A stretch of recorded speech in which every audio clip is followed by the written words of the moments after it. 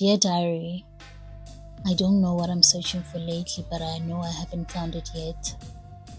I feel like life is happening all around me, but I'm standing still. There's this quiet ache, not loud enough to be called pain, but persistent enough that I feel it in the in-between moments. It's the kind of ache that shows up in silence, in the scroll breaks, in the waiting rooms of life. Like I'm meant to be somewhere else, but I can't see where that is yet. I don't know if it's a job I haven't landed, a city I haven't moved to, a version of myself I haven't met, but something inside me keeps whispering, this isn't it. So to the girl who feels unsettled, I see you. You're not lost. You're just in the middle. Between what was comfortable and what's calling you. Between who you've been and who you're becoming. Between the pages of a chapter that hasn't quite ended and one you haven't yet begun to write. And that's hard because no one talks about the middle. Oh baby, no one talks about the middle. Everyone glorifies the before and after. But this foggy, uncertain, restless place, this is revelation ground too. I know some days you wake up and wonder what you're even doing. Oh, I can relate. You scroll past people who seem to have it figured out. And logic sometimes tells you like, yo, listen, you know that they haven't figured it out, but still, it seems like they have. They have their titles, their aesthetics, their timelines. And you're still trying to figure out what you even want. Damn, you don't even know what you want to eat. But let me tell you something. Feeling unsettled doesn't mean you're broken. Can I repeat that actually? Feeling unsettled doesn't mean you're broken. It just means you're aware enough to know that life as it is doesn't fit anymore. You've grown quietly, and now your soul is starting to stretch into new space, into possibility. Maybe that's why everything feels so off. The clothes don't fit the same. The conversations feel shallow. The things you used to love don't fill you anymore because you're not that girl anymore. And maybe you don't know who the new girl is yet, but that doesn't mean she's not real.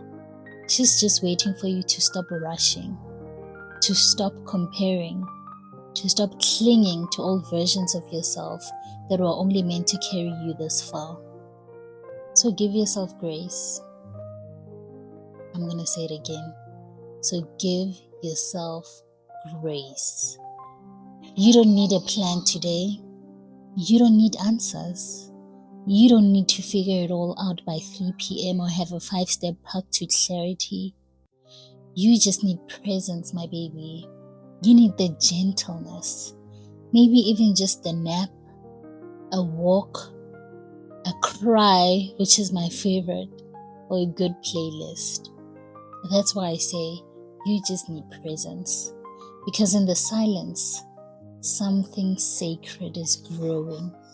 And sometimes the unsettledness is the invitation to listen, to clear space, to make room for the next thing. And I will say that again. The unsettledness is the invitation to listen, to clear space, to make room for the next thing. So breathe.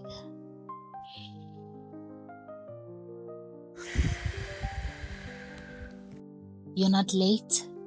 You're not stuck. You're not crazy for wanting more, or less, or different. You are evolving, and that never feels calm while it's happening. You're not behind, you're just becoming. And becoming doesn't always come with a map. Sometimes it starts with a whisper, with a journal page, with a feeling you can't name yet.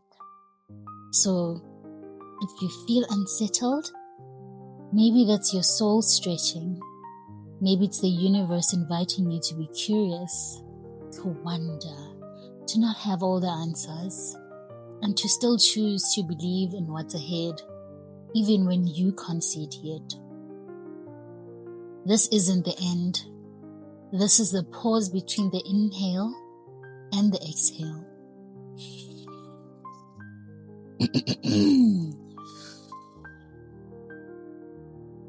This is the stirring before the breakthrough. This is the hush before the bloom. Let it be messy. Let it be quiet. Let it be yours. So, dear diary, I still don't know exactly what I'm searching for, but maybe that's the point. Maybe I'm not supposed to find it just yet. Maybe I'm just supposed to keep moving slowly toward what feels honest, toward what feels like home, even if I don't know where home is yet. But I trust that one day I'll get there, and when I do, I'll look back and thank the girl who didn't give up. Okay, it's literally 2 in the morning, and I just popped up with this visceral insight that I had to share that may be relatable on your journey. So, when you are in a season of awakening or expansioning,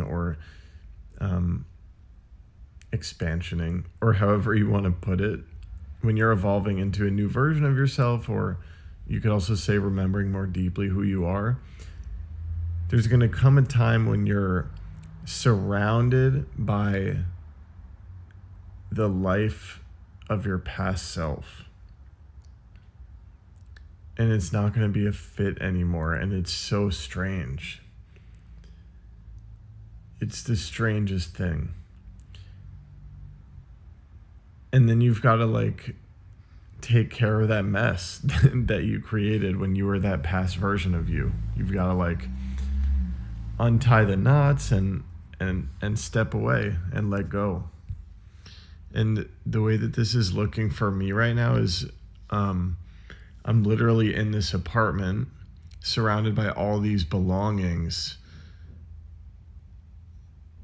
and I'm like, oh my God, I'm not the version of me that signed this lease. I'm not the version of me that purchased all these things that he thought would bring comfort and happiness. That's just not me anymore. And it's this strange, visceral experience of shedding the past and letting go, and really shows me why it's been so frustrating to still be surrounded by all this stuff. It's because it's just falling deeper and deeper out of alignment. And I'm being called to sort of shed this stuff more quickly so I could more fully stride into the new version of myself. And this is totally a scary and uncomfortable metamorphosis, process of change, but it's also really beautiful. Man, what a trip it is to be alive. So if you're on a similar sort of journey, shedding old skins and things like this, and noticing that the life around you is reflecting a past version of you that is long gone, I'm with you. And let's keep going. All right, I'm going back to sleep.